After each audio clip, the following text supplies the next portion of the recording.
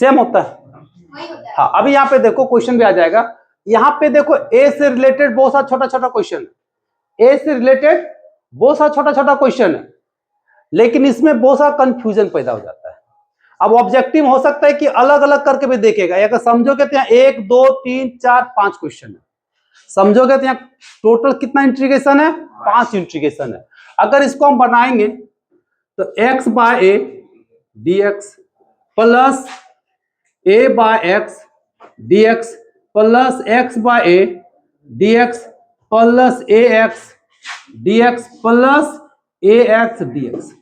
Question छोटा है लेकिन बहुत इंपॉर्टेंट कंसेप्ट इसमें है, इसी से बहुत सारी चीज को क्लियर कर देगा, समझ रहे हो, बहुत सारी चीज को क्लियर कर देगा। अब बता, हम लोग का पहला कंसेप्ट जो कांस्टेंट है उसको बाहर निकालना है। x ऑलरेडी ऊपर में है, 1/a कांस्टेंट है, इसको कोई लेना देना नहीं है, a बाहर हो जाएगा, x dx, इसमें a कांस्टेंट है, a बाहर हो जाएगा, 1/x dx। अब इसमें भी बोलेगा कि a को बाहर कर देंगे, नहीं, ये तो पावर में है ना, अलग है, नहीं है, ये बाहर नहीं होगा, ये भी बाहर होगा, नहीं होगा, ये एक फंक्शन है, ए बाहर हो जाएगा। तो समझ में आया किसमें ए बाहर हो गया। अब बता एक्स का इंटीग्रेशन क्या होता है, हाँ, एक्स स्क्वायर बाय 2। यहाँ पे 1/x का इंटीग्रेशन log x। यह चीज को टन से दिमाग में आना चाहिए, ठीक है। जैसे यहाँ पे क्वेश्चन देखते हैं इंटीग्रेशन का, तुरंत दिमाग में आना चाहिए कि इसका इंटीग्रेशन क्या होता है, यह चीज को आप लोग को दिमाग में फिट हो जाना चाहिए। तो 1/x का इंटीग्रेशन, और हम इतना बार यहां बोलते हैं, इस चीज को भी अगर समझोगे तो याद हो जाएगा, प्रैक्टिस से ही याद होता है, रटने का जरूरत नहीं है। ए तो यहां हो जाएगा आपका log x प्लस a का पावर x, a कांस्टेंट है तो कौन सा इंटीग्रेशन का फॉर्मूला लगेगा, x का पावर n, x का पावर n वाला लगेगा, इसमें कोई नया नहीं है। तो a प्लस 1 नीचे हो जाएगा a प्लस 1। इसमें लोग गलती करते हैं, ठीक है, ये सब बना लेता है, इसमें फंसता है।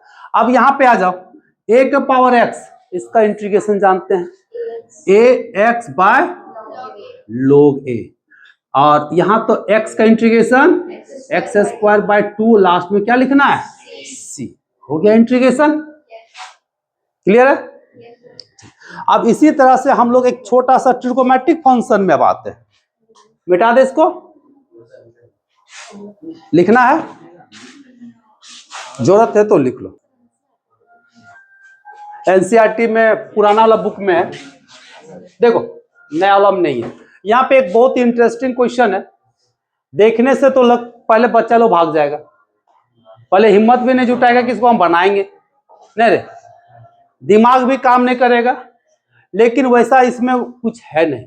एक छोटा सा कॉन्सेप्ट है, वह छोटा सा कॉन्सेप्ट क्या है, तुम लोग को लॉगरिथमिक कॉन्सेप्ट बताए थे डिफरेंशिएशन में, ई log x का वैल्यू क्या होता है, इसका यूज हम लोग यहां पे करेंगे।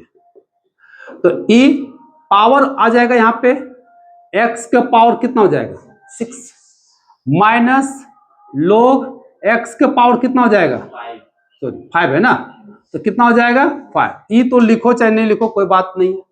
नीचे वाला में क्या हो जाएगा, ई log x का पावर 4, ई log x का पावर 3 dx। अब इस फार्मूला के अकॉर्डिंग हम लोग क्या लिखेंगे, ये पूरा का वैल्यू x का पावर कितना होगा 6, इसका x का पावर 5, और इसका हो जाएगा x का पावर 4, और ई x का पावर 3 dx। अब यहां से इसको हम लोग क्या करना है, कॉमन आएगा, देखो तो कोई बाहर निकल रहा है, कितना बाहर निकलेगा, x का पावर 5, क्या बचेगा, नीचे से कौन कॉमन आएगा, x का पावर 3, क्या बचेगा, कट गया। अब ये भी तो कटेगा, x का पावर कटेगा तो क्या बचेगा, अब देखो क्या बना, ये क्या था और क्या निकला, नहीं रे, देखने में लग रहा था कि पार्श्वनाथ है, जब सामने चले तो पता चला कि तो कुछ नहीं, डीवीसी है। तो ये हो गया x³ बाय 3 प्लस सी हो गया।